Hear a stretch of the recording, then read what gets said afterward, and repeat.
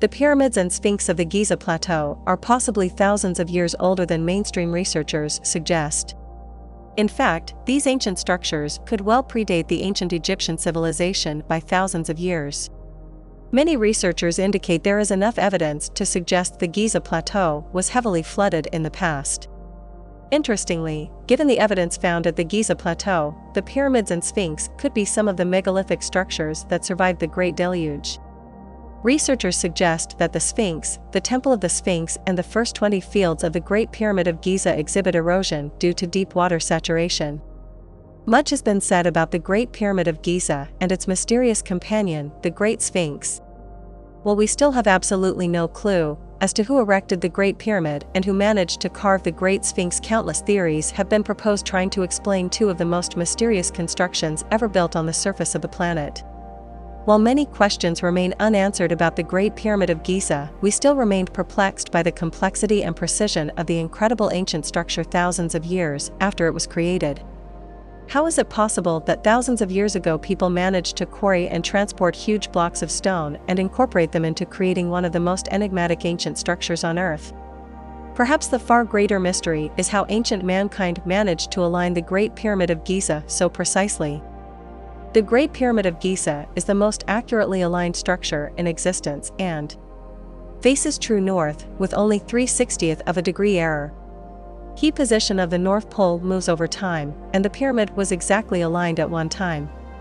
Furthermore, the Great Pyramid is located at the center of the landmass of the Earth, the east-west parallel that crosses the most land and the north-south meridian that crosses the most land intersect in two places on the Earth. One is in the ocean, and the other is the Great Pyramid. According to researchers, in the year 10,450 BC, the Sphinx and the three pyramids were aligned perfectly with the constellation of Orion known as the Orion's Belt.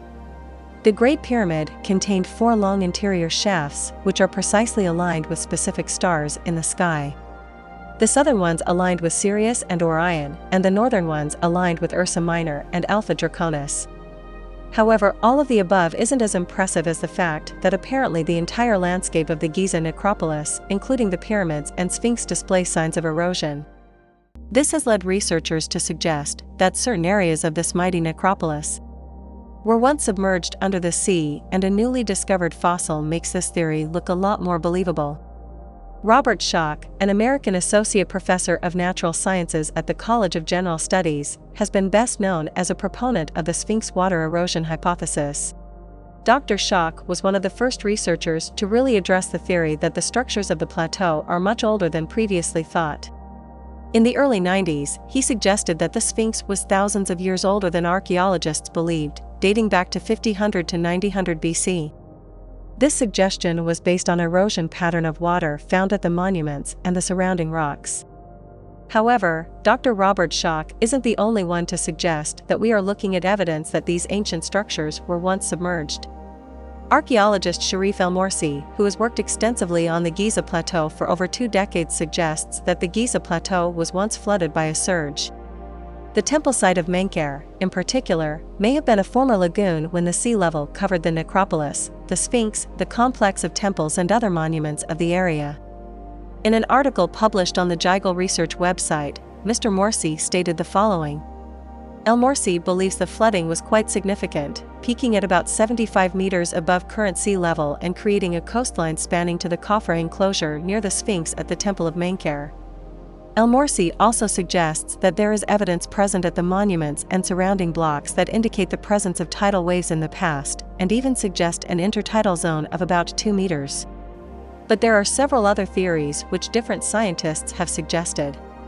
Some researchers believe that the akinute found on the limestone was actually exposed by erosion and the fossilized creature was part of the original limestone that had formed 30 million years ago. But Morsi responded to these claims in an interesting way, and suggested that the creature was cemented, or petrified, in a relatively recent time, citing evidence that the creature was found placed gravitationally on the floor, that the fossil was in almost perfect condition and was located within the intertidal range of the lagoon, which is a big contrast to the small fish typically found in limestone blocks. Mr. Morsi stated the following. 2 Ukrainian scientists who presented their study at the International Conference of Geoarchaeology and Archaeomineralogy held in Sofia, titled Geological aspect of the problem of dating the Great Egyptian Sphinx construction suggests the Great Sphinx of Giza is hundreds of thousands of years old and present clear indications of water erosion. According to Manichev and Parkhomenko, firmly believe that the Sphinx had to be submerged for a long time underwater and, to support this hypothesis, they point towards existing literature of geological studies of the Giza Plateau.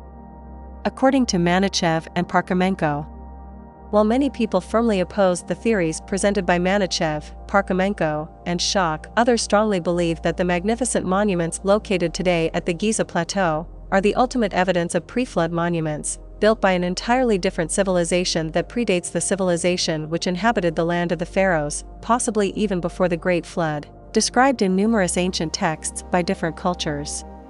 While many people oppose the idea that a great flood existed on Earth, researchers estimate that in the last 140,000 years, sea levels have fluctuated by over 120 meters in different parts of the world. Interestingly, Robert Ballard, who was one of the best-known underwater archaeologists, probed the depths of the Black Sea near the coast of modern-day Turkey, looking for traces of an ancient civilization that dates back to the times of Noah, indicating that the Great Biblical Flood, mentioned in ancient Sumerian texts, was real. Ballard even established a timeline of the events by carbonating shells found along the ancient coastline. Ballard estimates that around 5000 BC the catastrophic flood occurred, a date that according to many scholars is the date when Noah's historic flood also took place. The story of a great flood sent by God, or gods according to much earlier testimony, to destroy humanity for its sins, is a widespread account shared by many religions and cultures around the world, and dates back to our earliest recorded history. From India to ancient Greece, Mesopotamia, and even among North American Indian tribes, there is no shortage of such tales that often sound the same. Some of these stories truly sound so similar that one could wonder whether all cultures around the planet had experienced such an event.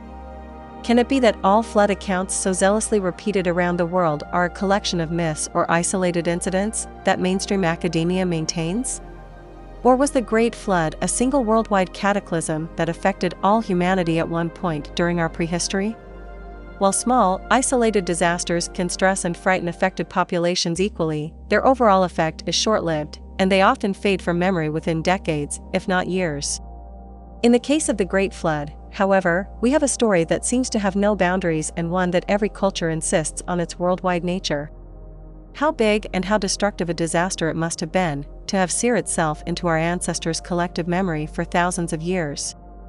Judging by the shared testimony, this must not only have been an event that affected everyone simultaneously, but in order for it to have become a permanent fixture in the human psyche, it must have been an experience that persisted not only for days or months, but for several generations.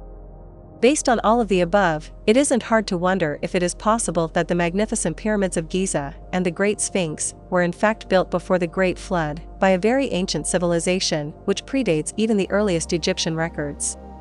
Perhaps they were even built before Egypt was a desert, and even before the dawn of man as we know it. Thank you for watching. Make sure to subscribe, like, and share. Click the notification button to be notified about our next video.